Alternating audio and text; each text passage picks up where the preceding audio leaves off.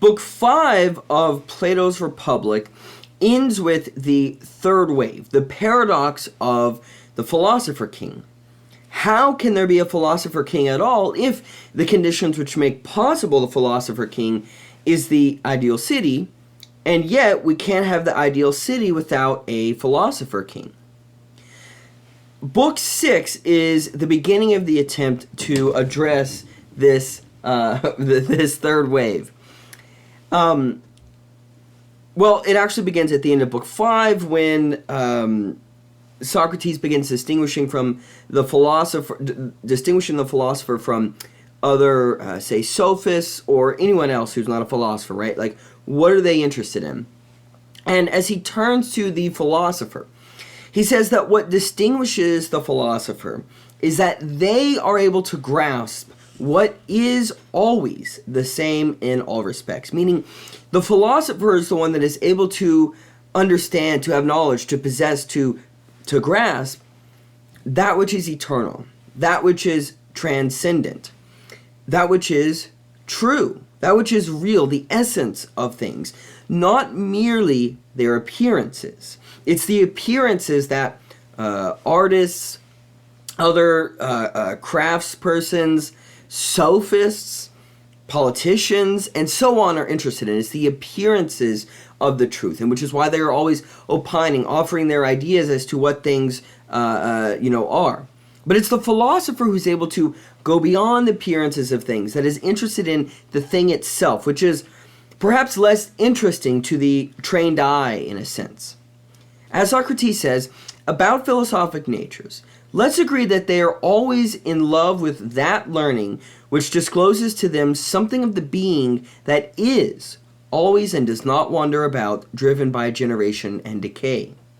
So the philosopher is interested, at least indirectly or implicitly, with appearances, with those that are driven by generation and decay. But they are ultimately interested in that which is eternal, the true things that make possible the appearances, that which generates and then degenerates. But he characterizes this interest as a form of love. Now, there are two different conceptions of love in the Greek language, Sophia, Philo, Sophia's wisdom, Philo, but also eros. Philo is typically thought of as a kind of friendly love, right? How you love your friends and you care for them.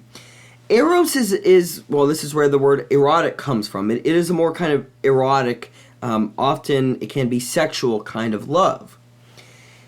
And although, like, the Greek term philosopher, right, a lover of wisdom, and in the Greek term philo, of a kind of friendly love, Socrates often in various Platonic dialogues speaks of this kind of love the philosopher has in an erotic sense. And I think this is, well, first let me just say about this interest in, or this depiction of the philosopher as one who loves learning. It's a kind of love in the same way that we talk about desiring objects. But it's a question of how does the philosopher desire, right? The dialogue, the symposium deals exactly with this question. What does it mean to love something? Do we desire it because we want it now to kind of satiate the interest? If we then come to possess what we desire, then do we cease desiring it? Beyond that question, there's also the use of this kind of love that characterizes the philosopher's interest in truth, which I think is demonstrated in this line that Socrates says, where he says that it's entirely necessary that, quote, a man who is by nature erotically disposed towards someone care for everything related and akin to his boy, when he's characterizing the way that the philosopher approaches and desires and is interested in truth, in that which always is in the same in all respects. Yet what's interesting that the translator of the text I'm looking at of the Republic, Alan Bloom, what he notes is that Plato has intentionally made the terms he's used ambiguous. They can appeal to a couple different things. So, on the one hand, we can translate what Socrates is saying here as a man who is by nature erotically disposed towards someone care for everything related and akin to his boy. Or it can be translated, a man who is by nature in love with something cares for everything related to the object of his love. Now, what's interesting here, Bloom says, Socrates wishes Glaucon to take it as it appears in the text, or at least he wishes the overtones of that sense to affect Glaucon's response. So, what's happening is Plato is having Socrates speak in such a way that he's specifically appealing to some of the interests that Glaucon is already disposed to be interested in, right? Perhaps love of certain kinds of boys. So, but Bloom continues, saying, however, the relation between the sexual love directed toward human beings and the love of wisdom is not to be forgotten. Socrates constantly uses words with a sexual or military connotation in speaking to Glaucon, thus predisposing him to certain answers by appealing to his particular passions. So I really think this is one instance where we can see not just an inquiry into what is it that defines the philosopher in terms of not how they operate, but then what they operate for, what they're interested in, and how then it's a certain kind of education that makes possible the philosopher and then that characterizes the philosopher. But also we get a sense of the kind of way that someone else might educate, drawing out or first clearing the interlocutor of the clearing them of the opinions of others that they're burdened with, and then drawing out of them, right? Drawing out their soul to become predisposed to seeking the essence of things and not merely the appearances.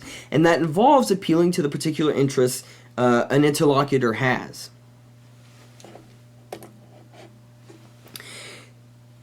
It is also this mention of love, of eros, of this erotic kind of desire, that Socrates really connects with the interest in the soul, with thinking about the city-soul analogy, and the way that it is the rational part of the soul that is said to kind of direct, right, the other parts, the spirited part, the appetitive part, such that the interests of the others, the appetitive part of the soul can, of course, satiate its appetite. It can quench it. And yet it doesn't run rabid trying to enjoy more and more different kinds of pleasures, but it enjoys pleasures for a certain end. And that end has been sublimated. It has been raised above itself for something more rational, more ultimate in its aims. And we see this when Socrates says, I suppose they would be concerned with the pleasure of the soul itself, the philosopher, with respect to itself, and would forsake those pleasures that come through the body, if he isn't a counterfeit but a true philosopher. And we see this occurring in the way that sexual desire in Callipolis itself is regulated such that individuals only have sex in order to produce the best kinds of offspring possible for the sake of the city, such that therefore their sexual desires are moderated and not running wild that threatens to destabilize the city. Now, what's interesting is that this idea of sublimation, of trying to quell the kind of desires that can lead a city to become fractured, that can lead it to become perhaps lazy in becoming interested in desires and not interested in reason or more rational things or the ultimate goals that will help the city for the sake of the city itself. We actually see this in Freud later on, who is influenced by this tripartite soul that is described by Socrates in the Republic. We see this in the way that Freud talks about a kind of tripartite psyche being made up of the ego, the superego, and the id. The ego corresponds basically to the rational part of the soul that Socrates speaks of. The superego relates to the spirited part of the soul, And the id relates to the appetitive part of the soul. And basically, in Freud's book, Civilization and Its Discontents, he argues that civilization is a process of social neurotic sublimation such that psychosis is suppressed, right? We over time, when a society becomes more civilized, it does so by sublimating its more base desires and interests in pleasures for the sake of, quelling, suppressing it for the sake of more rational, right? Becoming more neurotic in its interests of, think of modern capitalism and needing to produce things and become more efficient for the sake of efficiency, as opposed to, think about like the Protestant ethic, right? You don't work so that you can then enjoy yourself and retire in luxury, enjoying all kinds of goods and living a pleasurable life. You work for the sake of working. And when you have made profit, you seek to grow that profit as much as you can for the sake of growing the profit. And you do that through becoming more and more rational, such that any kind of inconsistencies in your practices are kind of pushed out or are gotten rid of. So, for example, we can think. I think we can think about this process of sublimation that Freud speaks of in the 20th century, and relate that back then to Plato's Republic, and ask, does capitalism sublimate for the sake of reason, as Socrates says the ideal city Callipolis does, or does it sublimate for the sake of the spirited part of the soul? Now, it would obviously be a different kind of spirited part of the soul because, or spirited in a different way, whereas Socrates speaks about the spirited part of the soul being concerned with militaristic things, right? Because they are guardians, they're the auxiliaries, those who defend the city. But maybe we can think of a spirited part of the soul as a kind of replacing kind of a soldier in defense of the city with a kind of industry, and that kind of defense of industry for the sake of industry. And some examples I think when we can think about this is where Socrates says, in asking Glaucon, is there any way in which the orderly man who isn't a lover of money or illiberal or a boaster or a coward could become a hard bargainer or unjust? And Glaucon says there isn't. How do we think about that in relation to our current society and the way that it's organized and what it's organized around? What are its ultimately, guiding principles? Okay, so after Socrates has been trying to explain what the philosopher is interested in, what distinguishes the philosopher, Adeimantus jumps into the conversation. Plato's other brother, the oldest brother, also brother of Glaucon. And Adeimantus basically says to Socrates, I think you're not quite right the way you're depicting philosophers. Adeimantus says, look, yeah, in theory what you're saying sounds correct, and it sounds to justify the practice of philosophers. But in actual practice, when we look at experience, most people think that philosophers are weirdos and cranks, and ultimately then useless to society.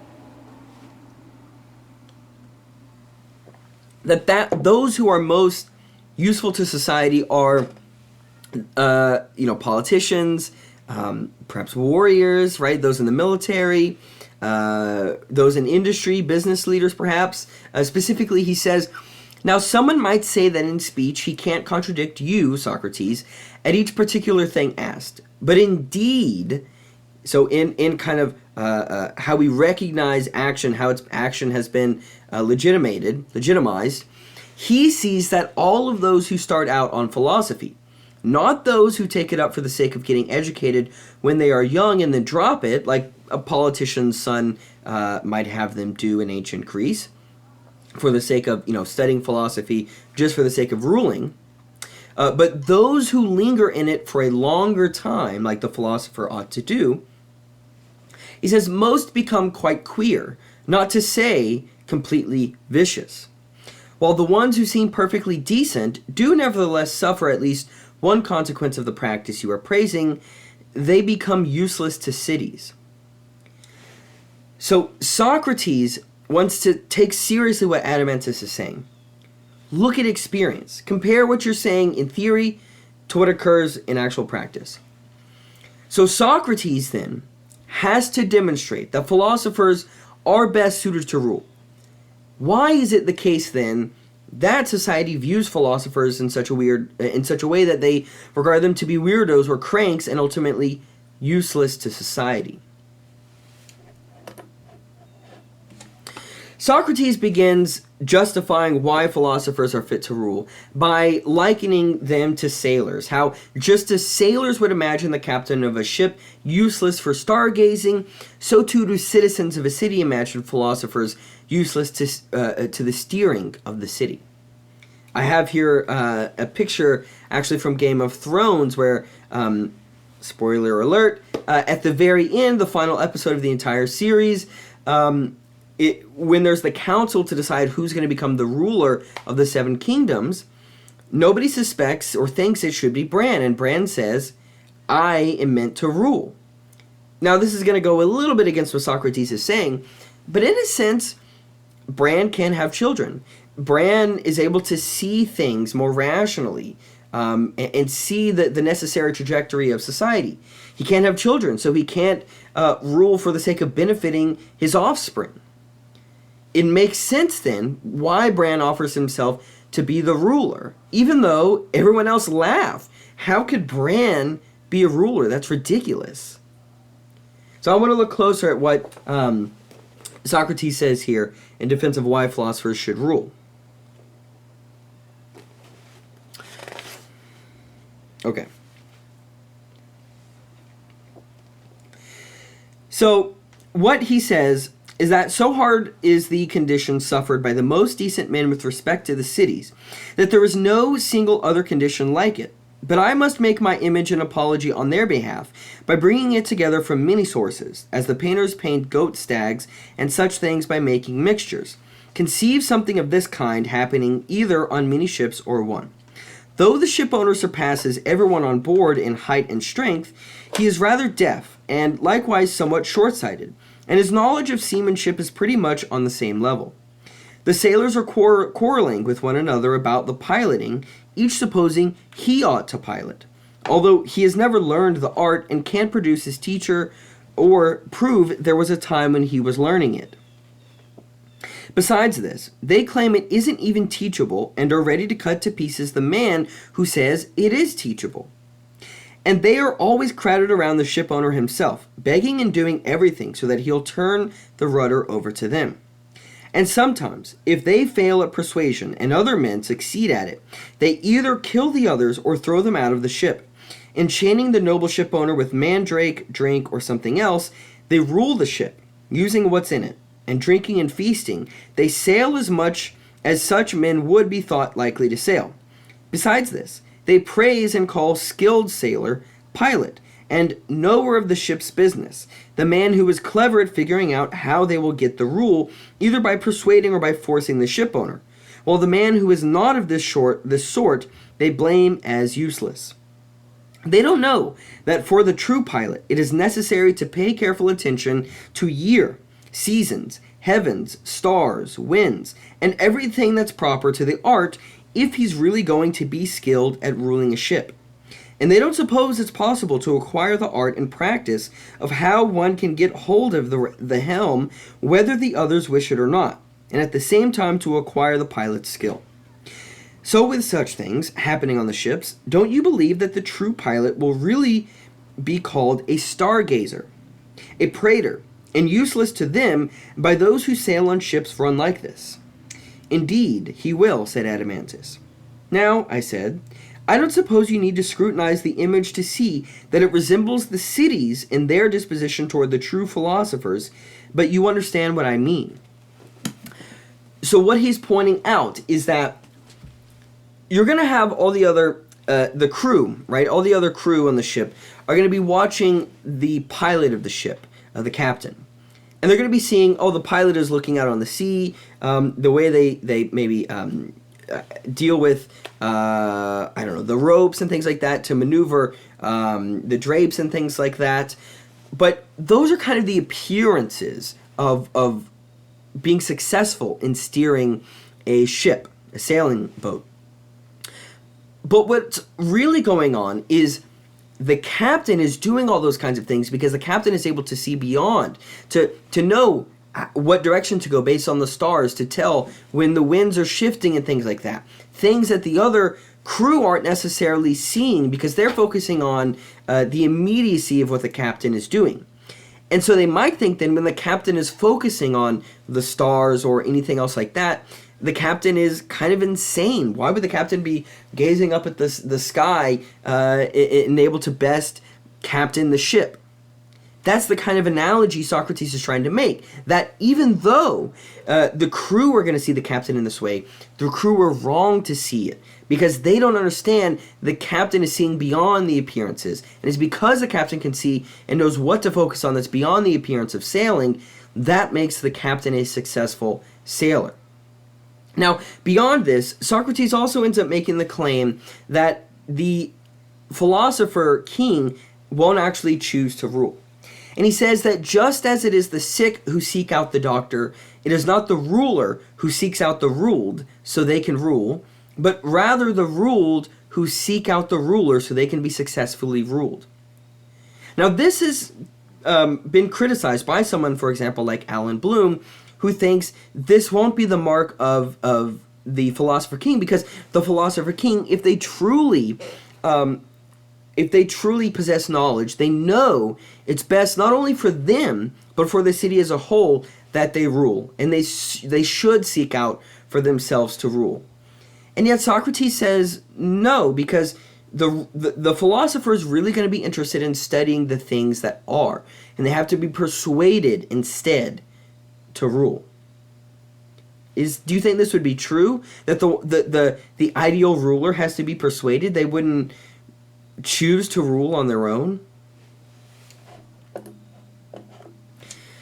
Next, Socrates then argues that the image that citizens have of philosophers, that they are cranks or useless, it's the fault of society. It's not the fault of philosophers. And he makes this argument by criticizing the sophists, because he says it's basically the sophists that have made people skeptical and turned on philosophers. First, he says that those with the best natures become exceptionally bad when they get bad instruction. And what he's saying is, if you notice, those things, for example, that produce perhaps the strongest flavor of a kind of vegetable or spice, they require a perfect kind of environment for the full flavor to be born.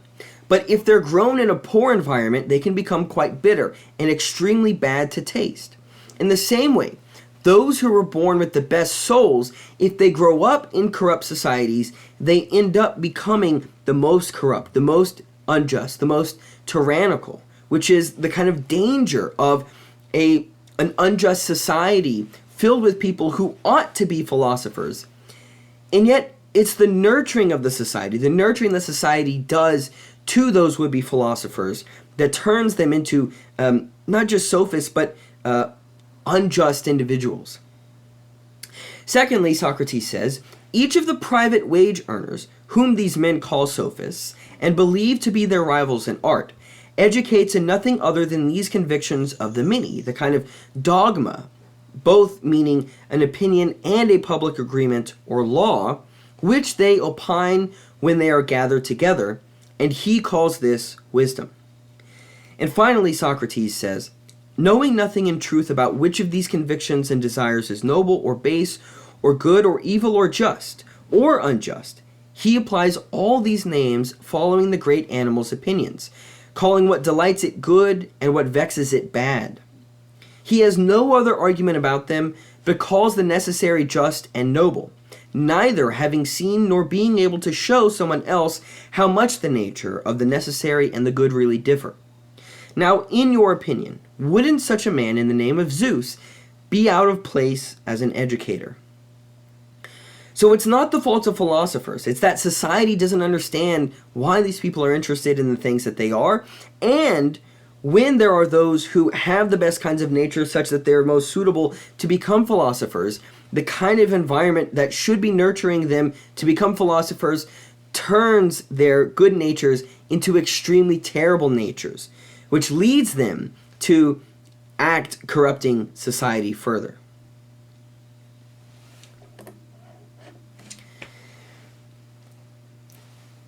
In continuing this defense of Callipolis, the ideal city, against the third wave of the paradox of the philosopher king, is Callipolis unrealistically utopian? And this is asked because, Glaucon and Adeimantus are bringing the three waves, and they're questioning about the fact that empirically, according to experience, right, so many people actually see and experience philosophers as being these weird people not fit to rule. But the reason this is further asked is because if this opinion of philosophers is the fault of society, it's not the fault of philosophers, then wouldn't it be the case that because of the current conditional state of society, that not a single city today is in a condition worthy of a philosophic nature? Let me read specifically what Socrates says here.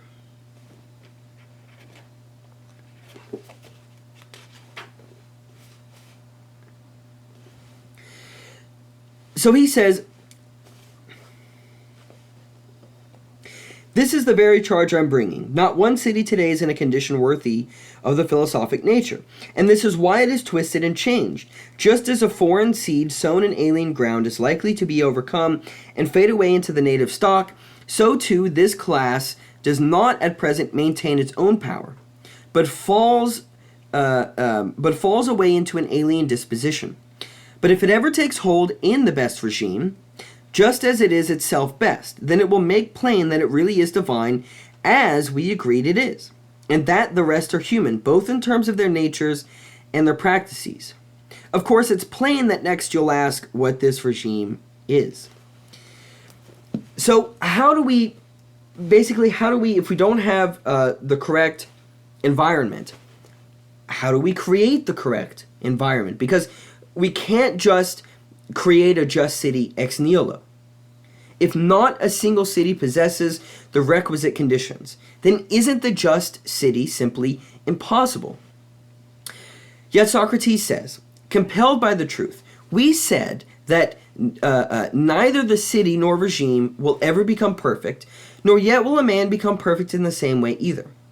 Before some necessity chances to constrain those few philosophers who aren't vicious, those now called useless, to take charge of a city, whether they want to or not, and the city to obey, or a true erotic passion for true philosophy flows from some divine inspiration into the sons of those who hold power or the office of king, into the fathers themselves. I deny that there is any reason why either or both of these things is impossible. So what Socrates is saying is, look, I can't guarantee that the city, the kind of city appropriate to enable the rise of philosophers such that they can transform it into a just city will occur. Yet we can't just say that just because a city has never become perfect, it cannot become perfect. Because, the city still possesses individuals which have souls that, under the right education, can become philosophers, can lead the city out, can purge it and lead it to becoming just. But the other reason Socrates offers here is that, well, we already see there are some philosophers, and yet they don't live in the perfect ideal city. So just as a kind of divine inspiration it seems like some individuals have, it might just be possible that there could be someone who eventually can lead the city into justice. So we can't a priori say that it's impossible. It might be unlikely, but there's no reason we should give up hope. So I think this leads us to ask, is the just city simply a kind of aspirational ideal, that which we try to aspire to? Or is it more of a kind of regulative ideal in the sense that it's not just that which we aspire to, but we actually have to orient how we behave according to that ideal in such a way that it gives normative force, normative weight to our actions. It is rationally guiding. And I ask this because of something Socrates says in the Republic. He says, "A man who has his understanding truly turned towards the things that are has no leisure to look down toward the affairs of human beings and to be filled with envy and ill will as a result of fighting with them, but rather because he sees and contemplates things that are set in a regular arrangement and are always in the same condition, things that neither do injustice to one another nor suffer it at one another's hands, but remain all in order according to reason, he imitates them, and as much as possible makes himself like them." That the philosopher tries to imitate, right, the form of the soul of the just person. One would only imitate if they are guided in not just their actions, but their reasons by the ideal. I also like this passage because it's saying, well, in a sense, the philosopher engages in imitation. And as we'll see, especially in Book 10, there's going to be a very strong argument made against imitation. This starts to lead us to the end of Book 6, where Glaucon jumps in. And he wants to know, what is the good, right? You've been talking about what other people think the good is. They mistake the good for something being pleasure, power, or honor. But why don't you tell me, Glaucon says, what your own conviction is as to what the good is? We might ask, well, first, what is meant by the good? And the good is that kind of ultimately, that ultimate principle which orients all of our actions. It is what we do, right? I don't just, continue to keep myself hydrated. I don't continue to read philosophy and teach philosophy for the sake of that. I don't continue perhaps to exercise for the sake of exercising. I don't try to make friends for the sake of making friends. I do all of those for the sake of something else. That's the good. It's the ultimately that ultimate principle which justifies everything what we do and orients everything what we do. And Socrates says, well, the good can't be pleasure because pleasure varies so much. The kinds of actions that bring about pleasure are varied as well. Power in itself is not necessarily good because power can be used to do bad things. Honor is the same thing as well. It's so varied. What is considered honorable can change from generation to generation. Whatever the good is, it has to be something that transcends those kinds of things that are characteristic of society. It has to be something which goes beyond society itself. And he says, let's leave aside for the time being what the good itself is, though. Socrates is not going to explain what the good itself is. But instead he says, for it looks to me as though it's out of the range of our present thrust to attain the opinions I now hold about it. Socrates doesn't think he can explain in stark terms what the good is to Adeimantus and Glaucon. But he says, I'm willing to tell you what looks like a child of the good, an offspring of the good, in a sense, an imitation or a representation of the good, and most similar to it, if you please, or if not, to let it go. And of course they say, yes, we would like to know what maybe just an imitation or representation of the good is. And Socrates says first that just as light comes from the sun, so truth comes from goodness. He likens the good to the sun. Just as the sun lights up everything and shows everything in the world what's around us, so the good does as well. And just as light allows us to orient ourselves and move successfully throughout the world, so too does the good. How do we come to possess knowledge of the good? I want to read just some lines from what is actually a few pages here.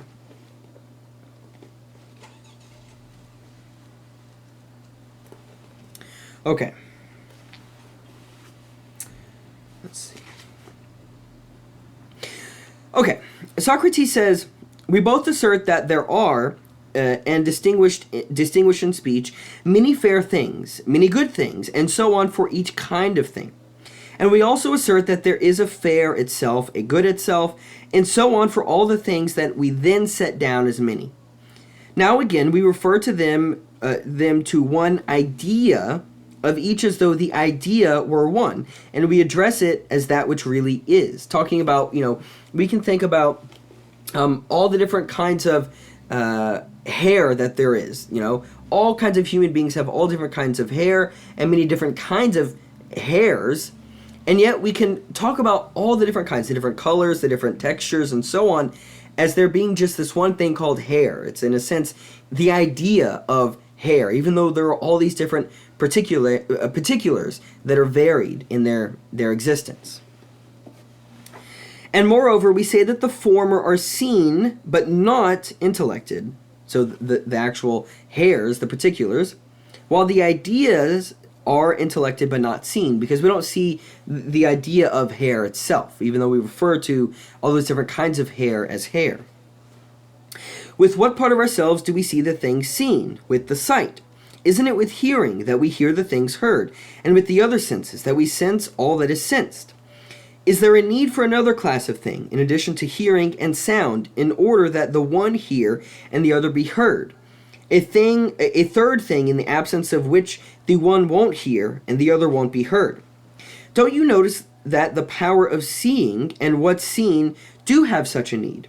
Surely, when sight is in the eyes and the man possessing them tries to make use of it, and color is present in what is to be seen, in the absence of a third class of thing whose nature is specifically directed to this very purpose, the sight will see nothing and the colors will be unseen. It's that which you call light. Then the sense of sight and the power of being seen are yoked together with a yoke that, by the measure of an idea, by no means insignificant, is more honorable than the yokes uniting other teams, if light is not without honor. For it's plain your question refers to the sun. Is sight, then, naturally related to this God, referring to the kind of power of the sun as a God, in the following way? Neither sight itself, nor that in which it comes to be what we call the eye, is the sun. And the sun isn't sight either, is it? But as its cause is seen by sight itself. Well then, say that the sun is the offspring of the good. I mean, an offspring the good begot in a proportion with itself. As the good is in the intelligible region with respect to intelligence and what is intellected, so the sun is in the visible region with respect to sight and what is seen. But I suppose when one turns them on those things illuminated by the sun, they see clearly, and sight shows itself to be in these same eyes.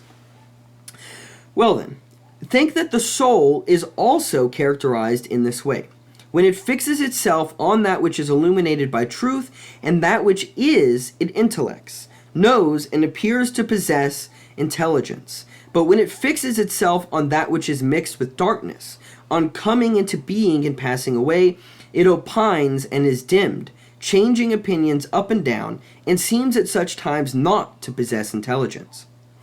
Therefore, say that what provides the truth to things known, and gives the power to the one who knows, is the idea of the good. And as the cause of the knowledge and truth, you can understand it to be a thing known. But as fair as these two are, knowledge and truth, if you believe that it is something different from them and still fairer than they, your belief will be right. As for knowledge and truth, just as in the other region, it is right to hold light and sight sun-like, but to believe them to be sun is not right. So too here, to hold these two to be like the good is right, but to believe that either of them is the good is not right. The condition which characterizes the good must receive still greater honor. So just as we talk about, we wouldn't say, I lack hair now, right? But you wouldn't say that my lack of hair is baldness. You would say this is an example, right? A case of baldness. But you wouldn't mistake it for the idea of baldness itself. In the same way, we wouldn't mistake all the different kinds of things that we mistake to be good, like pleasure, power, or honor, for the good itself. In particular cases, they might be representations of the good or particular instantiations of the good, but they are not the good itself. It is the good, actually, through the power of the soul, reaching for the idea of the good that allows us to come to possess knowledge of that which actually is, that which really exists, the essences, the natures of things themselves, and not to mistake them for their appearances. This leads us to the analogy of the divided line. And we can see here what Socrates was saying throughout this passage that I was reading. That we can think of kind of four distinctions. We can think of the visible and the intelligible as making up two each. The visible, that which we can see, that which we can sense or touch, smell, and taste. The most basic forms of these, and that which is the furthest from the good, is images. Next are physical things, because images are representations of physical things. So the physical things have to be that which is more real. But of course, physical things, like I was talking about actual examples of hair, so we can think of a painting of hair, and then actual hair follicles. Those aren't the idea of hair itself, right? Then we go from that. What allows us to make sense of, for example, hair would have to be something more general, more universal, of the idea of hair. But hair is something difficult. It, as Socrates mentioned, is something that generates and decays. So hair itself, observations of hair, doesn't allow us to have knowledge of that which is most true, that which is eternal, unchanging. It would have to be something like virtue, knowledge, wisdom, the good, justice, for example, what the whole dialogue is about. We can have images, depictions of justice, and we might see particular examples of justice, like when, let's say, someone had something stolen, it was returned to them. That could be a particular example of justice.